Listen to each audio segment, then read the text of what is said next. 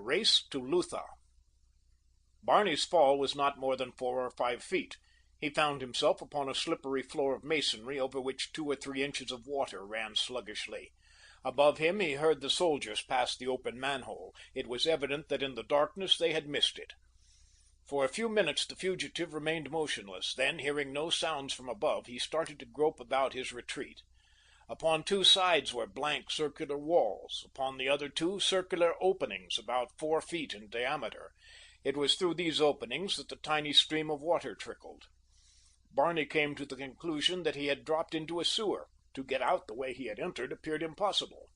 He could not leap upward from the slimy concave bottom the distance he had dropped. To follow the sewer upward would lead him nowhere nearer escape. There remained no hope but to follow the trickling stream downward toward the river, into which his judgment told him the entire sewer system of the city must lead. Stooping, he entered the ill-smelling circular conduit, groping his way slowly along. As he went, the water deepened. It was halfway to his knees when he plunged unexpectedly into another tube running at right angles to the first. The bottom of this tube was lower than that of the one which emptied into it, so that Barney now found himself in a swiftly running stream of filth that reached above his knees. Downward he followed this flood, faster now for the fear of the deadly gases which might overpower him before he could reach the river. The water deepened gradually as he went on. At last he reached a point where, with his head scraping against the roof of the sewer, his chin was just above the surface of the stream. A few more steps would be all that he could take in this direction without drowning. Could he retrace his way against the swift current? He did not know. He was weakened from the effects of his wound, from lack of food, and from the exertions of the past hour. Well, he would go on as far as he could. The river lay ahead of him somewhere. Behind was only the hostile city. He took another step. His foot found no support. He surged backward in an attempt to regain his footing, but the power of the flood was too much for him. He was swept forward to plunge into water that surged above his head as he sank. An instant later he had regained the surface, and as his head emerged he opened his eyes. He looked up into a starlit heaven. He had reached the mouth of the sewer and was in the river. For a moment he lay still, floating upon his back to rest. Above him he heard the tread of a sentry along the river front and the sound of men's voices.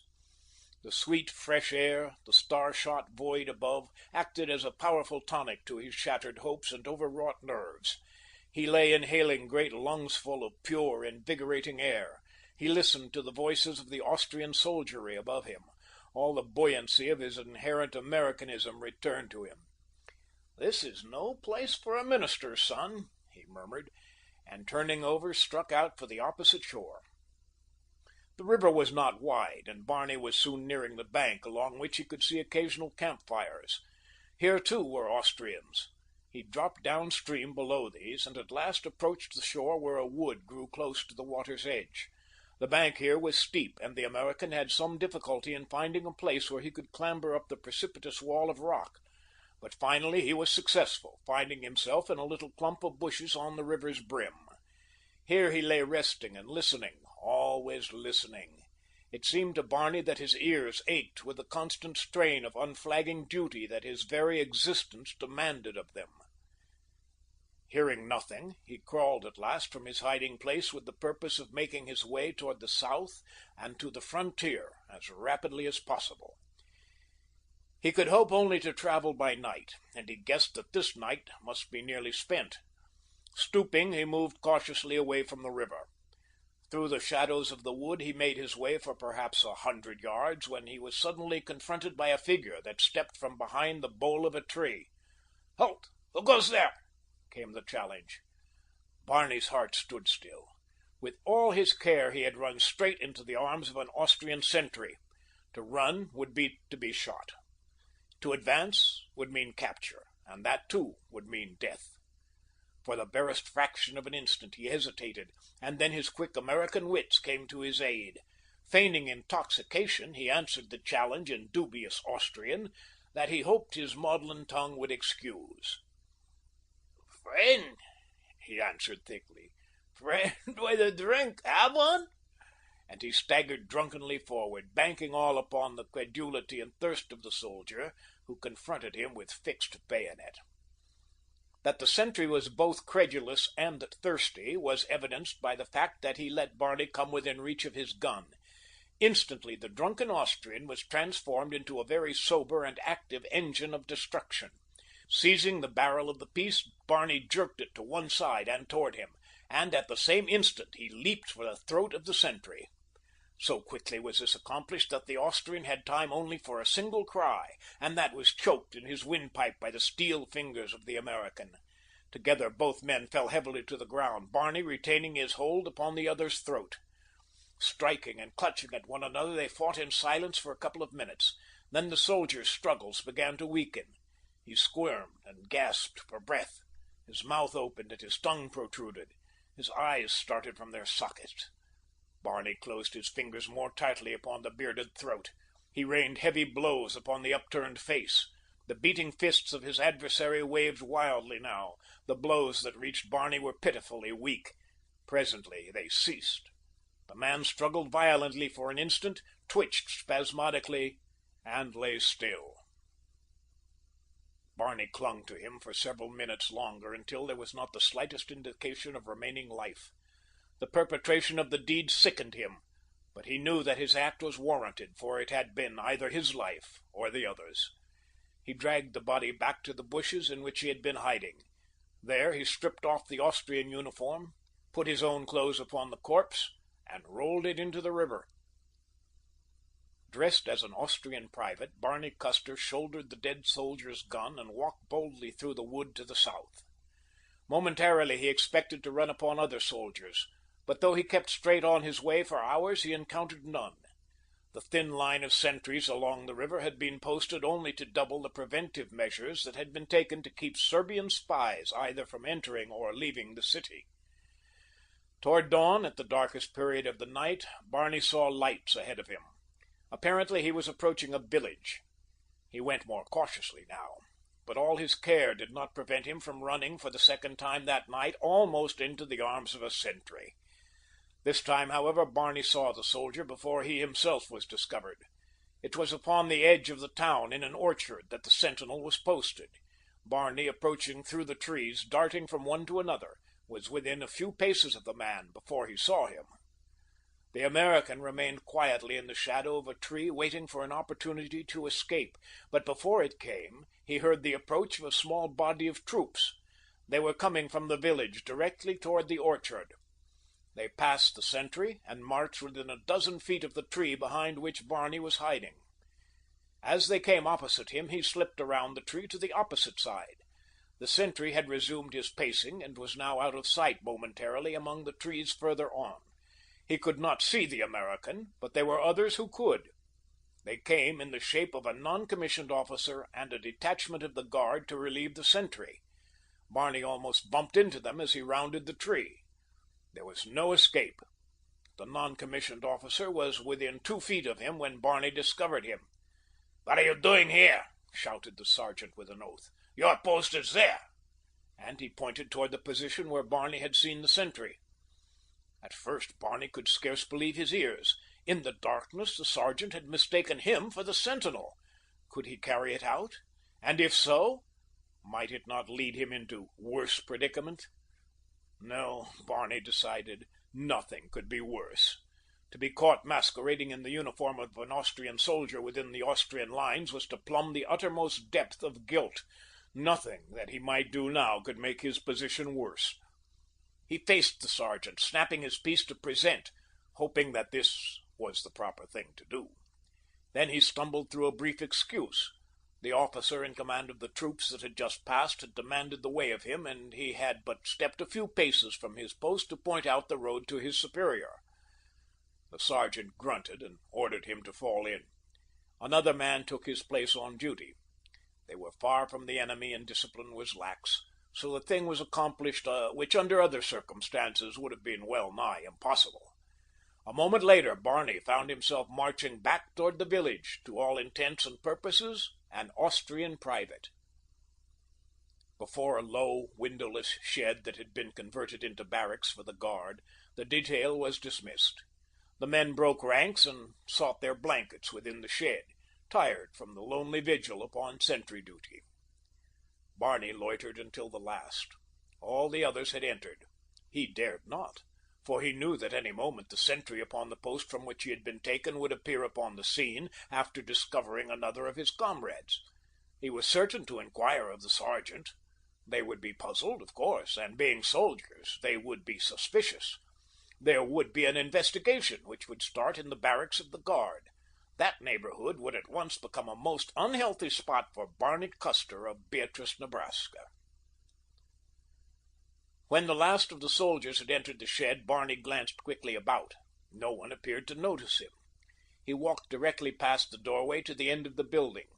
Around this he found a yard, deeply shadowed. He entered it, crossed it, and passed out into an alley beyond. At the first cross street his way was blocked by the sight of another sentry.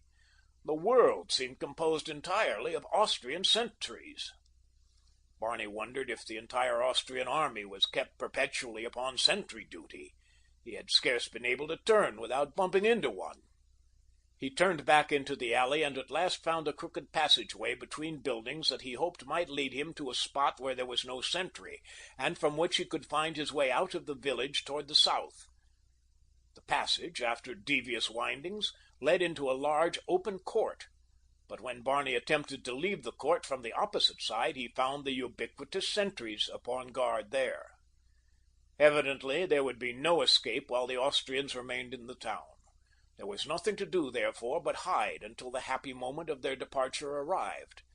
He returned to the courtyard, and after a short search discovered a shed in one corner that had evidently been used to stable a horse, for there was straw at one end of it and a stall in the other.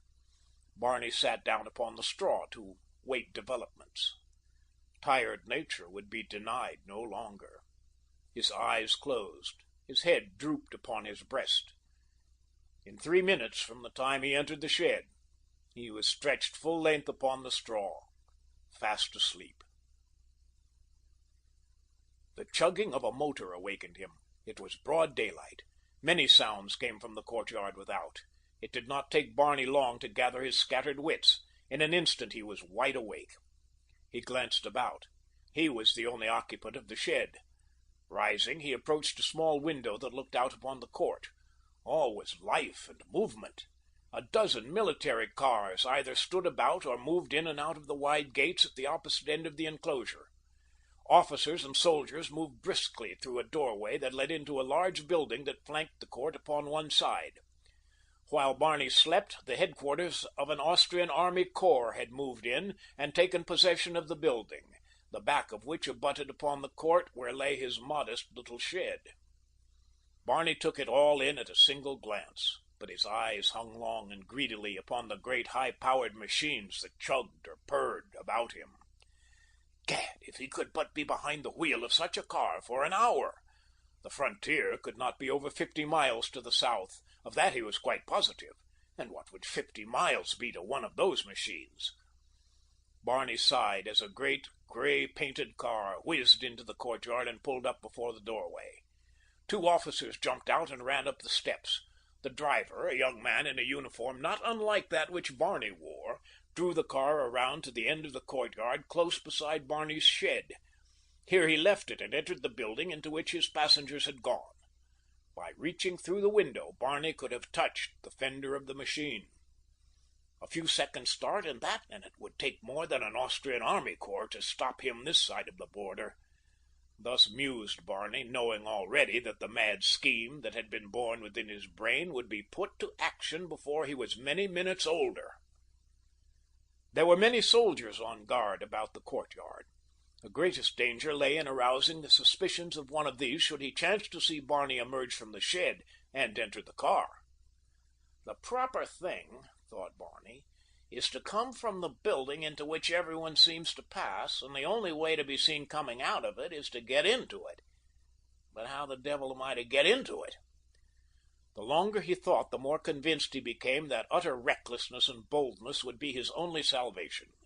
Briskly he walked from the shed out into the courtyard beneath the eyes of the sentries, the officers, the soldiers, and the military drivers.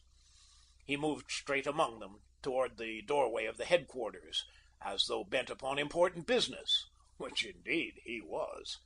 At least, it was quite the most important business to Barney Custer that the young gentleman could recall having ventured upon for some time. No one paid the slightest attention to him. He had left his gun in the shed, for he noticed that only the men on guard carried them. Without an instant's hesitation, he ran briskly up the short flight of steps and entered the headquarters building. Inside was another sentry, who barred his way questioningly.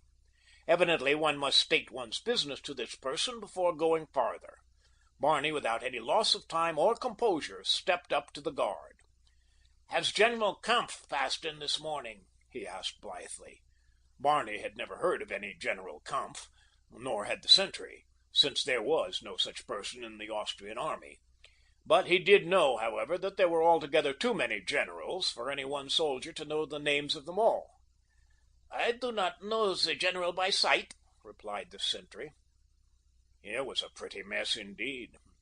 Doubtless the sergeant would know a great deal more than would be good for Barney Custer. The young man looked toward the door through which he had just entered.